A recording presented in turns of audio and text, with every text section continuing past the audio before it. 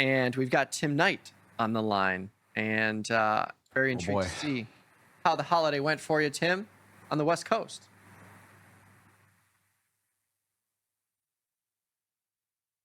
Seen one, seen them all, so didn't bother with that. But Tim, you're not even happy about fireworks? There is joy in my life. I'll tell you what made me happy, far happier than any fireworks. So I took both my dogs to the beach, one of them for the first time.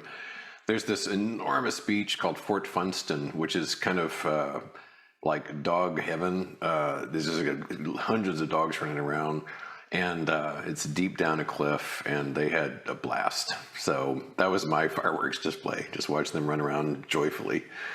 Nice. And you know, we had the whole family together, which is nice. And yeah, it was a good long weekend.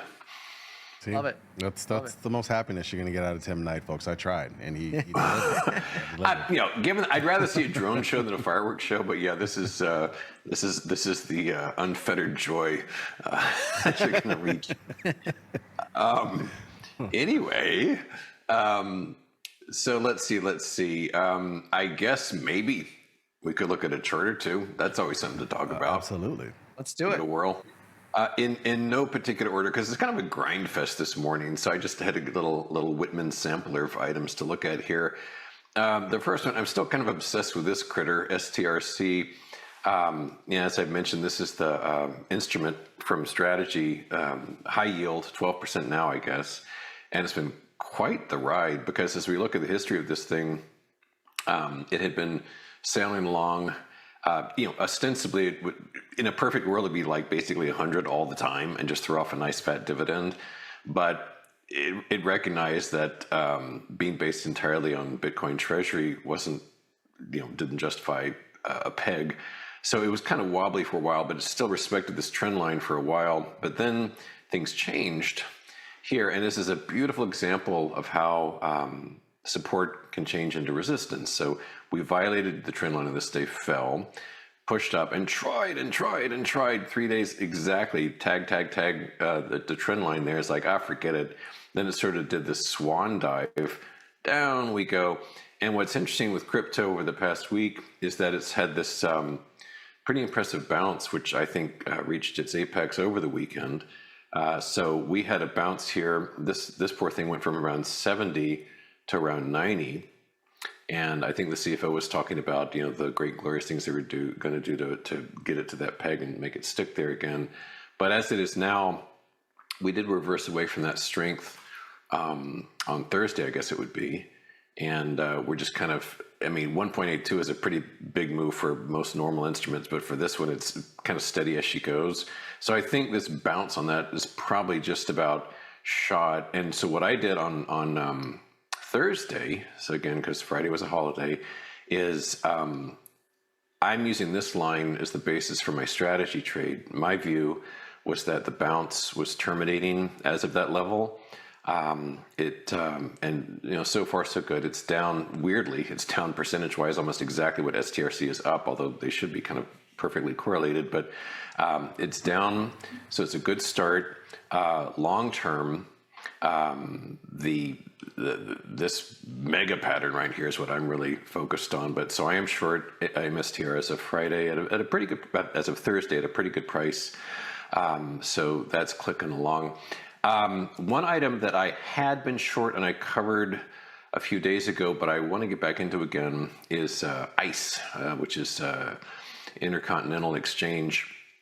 Beautiful head and shoulders on this one. Not a very heavily traded instrument, but big old monster top there.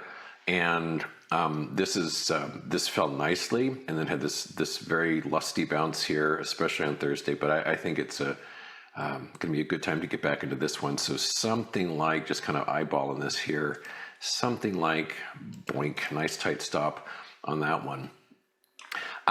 Generally speaking, like I said, a lot of bouncing around here. The NQ continues to be banging around a range it's been in since June 12. We've got resistance here, support here. We had tumbled nicely down to support, but we're at 402 points right now.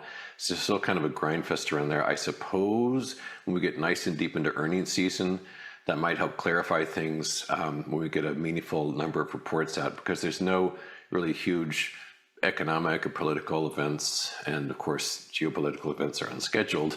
So all we can kind of count on is that maybe as we're getting into the thick of July, it'll kind of shake things out of this malaise, because it seems to be kind of at a kind of a happy equilibrium right now, not doing much of anything. The ES still tracking this diamond pattern, not looking so great here for the 1 or 2 bears still surviving. We're starting to push away from this in the wrong direction. So this could be a continuation pattern if it just kind of pushes up and away from this, because it's been consolidating for months at this point, but it's starting to push out and above that on the diamond. And a few just kind of weird odds and ends. Saw that SpaceX is now officially part of the Nasdaq 100. I think a small part, basically, fittingly enough, 1/100th of it, 1%. But that chatter, it's not news to anybody. This was expected, but it is perhaps helping boost it a bit. It's up about 2.3%. The history of SpaceX is you could put on just a post-it note, because it basically blasted higher 3 days, collapsed the next 3 days, steadied itself, and now it's doing a pretty decent job around the 160-ish level.